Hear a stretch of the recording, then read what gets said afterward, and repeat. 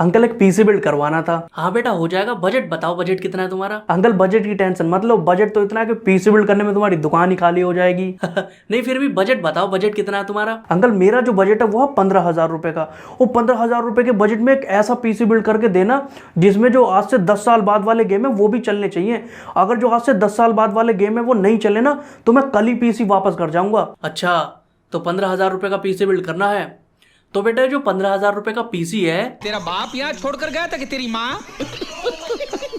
चला जा साले यहाँ से, कभी 15,000 रुपए का पीसी बिल्ड करवाऊं। अरे नहीं अंकल, ऐसे गाली देके तो मत भगाओ, दिल से बुरा लगता है। ये मारूंगा फेंक कर, निकल।